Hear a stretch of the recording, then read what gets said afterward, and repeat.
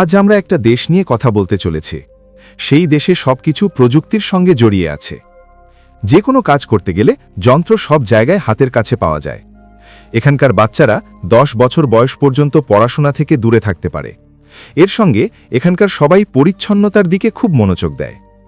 আমরা কোন দেশ নিয়ে কথা বলতে চলেছি তা নিশ্চয়ই আপনার বোঝা হয়ে গেছে, তাই না? হ্যাঁ, আমরা জাপান নিয়ে কথা বলছি।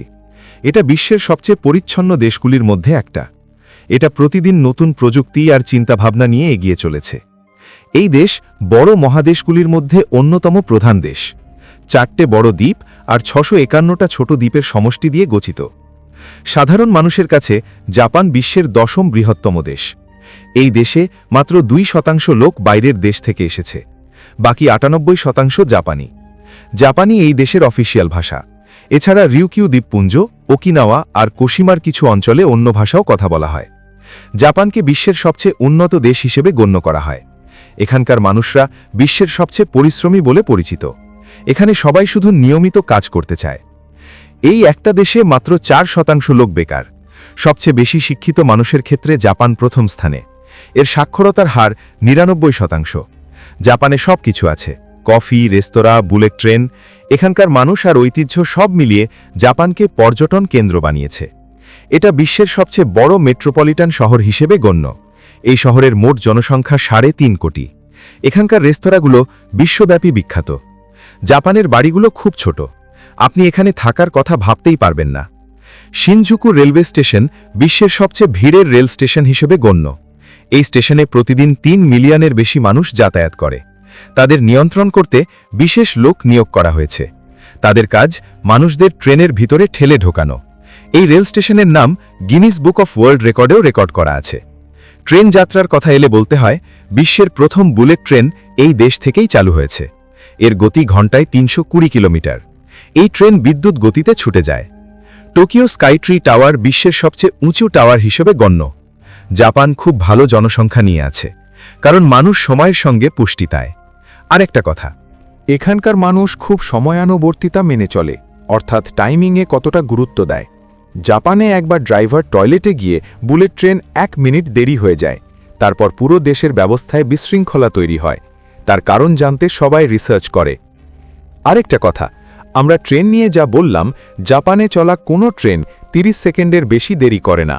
জাপানের মানুষ এভাবে বাঁচতে খুব পছন্দ করে, অর্থাৎ দেশের মানুষ জীবনকে সবচেয়ে আনন্দের সঙ্গে কাটাতে চায়।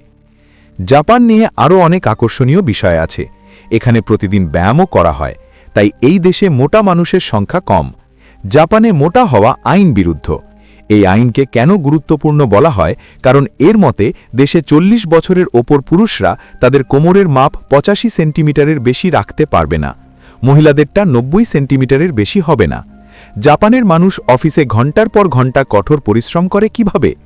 এর উত্তর আসলে এখানকার সরকার তার জনগণের প্রতি কতটা যত্ন নেয়, ঠিক তেমনি জাপানের মানুষ ততটাই পরিশ্রম করে সেই সিদ্ধান্তগুলো মেনে চলে। জাপানে ক্যাডেল ক্যাফে খুব বড় মার্কেট। এটা দেশের মানুষের ক্লান্তি দূর করতে কাজ করে। এই দেশে অনেক জায়গায় আপনি এটা দেখতে পাবেন। মানুষ সেই জায়গায় বিশ্রাম নিতে পারে। তাদের সঙ্গী বা বন্ধুর মাধ্যমে ক্যাডেল থেরাপি নিয়ে ক্লান্তি দূর করতে পারে। এটা এখানকার মানুষের জন্যই নয়, পর্যটকদের জন্যও খুব গুরুত্বপূর্ণ। ক্যাডেলগুলো এখানে অফিসে কাজ করা লোকদের ঘুমানোর জন্য বিশেষ সময় দেয়। এটা একটু অদ্ভুত লাগতে পারে, কাজের সময় ঘুমানো অলসতার চিহ্ন নয়। কঠোর পরিশ্রম করলে সেই মাত্রার ফল পাওয়া যায় বলে বলা হয়। জাপানের মানুষ এখানকার লোকেরা তাদের অফিস থেকে দূরে থাকতে একদম পছন্দ করে না। আপনি এখানে কাজ করতে চাইলে কিছু কোম্পানি ধূমপান করতে বলে কর্মীদের। কোম্পানির মাধ্যমে বেশি দিন ছুটি দেওয়ার নিয়মও আছে। জাপানের মানুষের অনেক কুসংস্কার আছে।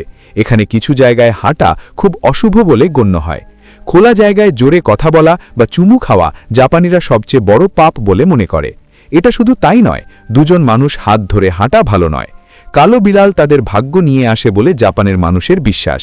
একসময় দাঁত বাঁকা করে রাখা এখানকার ঐতিহ্য ছিল। এমন অদ্ভুত ফ্যাশন ট্রেন্ডের জন্য একটা মেয়ে কসমেটিক সার্জারি করে তার দাঁত বাঁকা করে নিয়েছে।